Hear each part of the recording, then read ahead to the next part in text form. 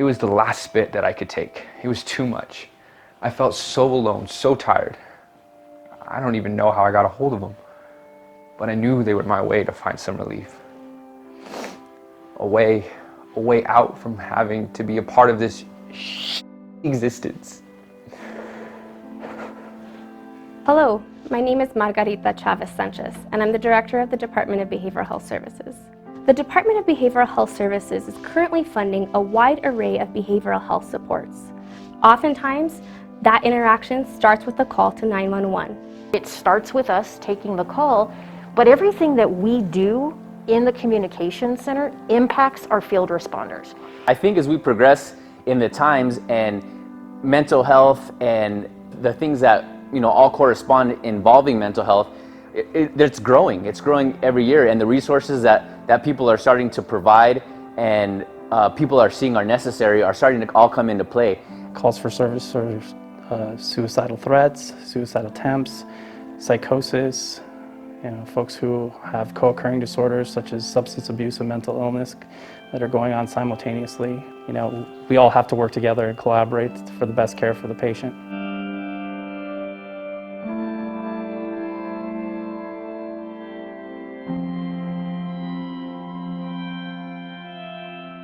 I had a pretty normal childhood.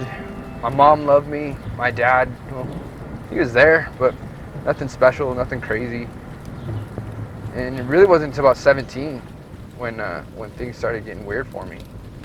Started having mood swings, started losing interest in everything. I had friends, but I didn't even want to hang out with them. I just wanted to stay inside and sleep all day. So my mom noticed these things and she decided to take me to a doctor. Turns out I had depression, and it was a genetic thing. I think that's why my mom noticed these things, because she saw the same things in her family that she saw in me. That was clear to her. Eventually, I started coming around to the idea. Started seeing a therapist, taking my medications regularly, and even found the courage to get out there and start running, which I like to do. It's something that makes me happy, clears my mind. So things are good for a while. Graduated, found a girl, found a job, even went out and did the whole kid thing. But things started getting out of control. The company I worked for lost business in Albuquerque and went out of state. And then bills got tight. Found myself either paying for groceries or paying for my meds. Sacrifices were made, and I stopped taking my meds, I stopped going to therapy. And then the person that my wife thought I was just left. She only knew me when I had everything together. I couldn't imagine what she thought the first time I lost it on her. Throwing furniture, kicking holes in walls, screaming right in her face. She stayed because she loved me, but she left to protect my son. Alcohol, it really became my go-to. It really became an escape for me. Drinking every day, only feeling right when I was drunk. It became an escape, it became a release. It became the only thing that made me feel good. And it just got out of control, it got out of hand.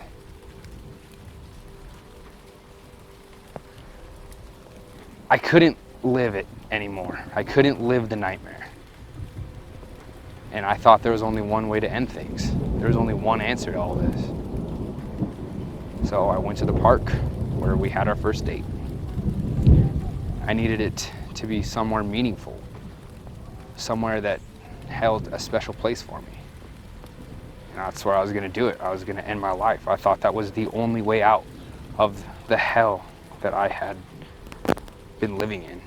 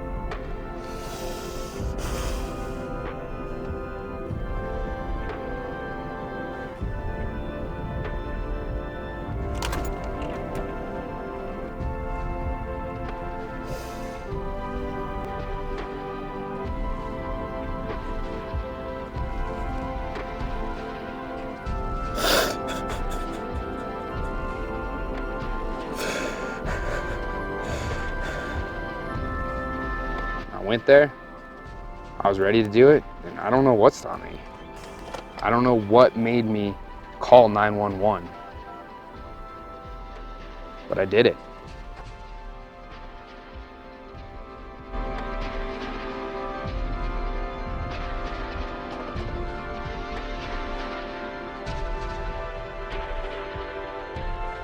If you are in a place where you are navigating the next step and not really sure where to turn, recognize that there is always help and always resources available. The Department of Behavioral Health Services is currently funding a wide array of behavioral health supports. Those services range from peer case management, peer drop-in centers, youth transitional living services, training and education, mobile crisis teams, law enforcement assisted diversion are just a few of the many programs that we're currently funding. The Behavioral Health Initiative has brought these programs forward.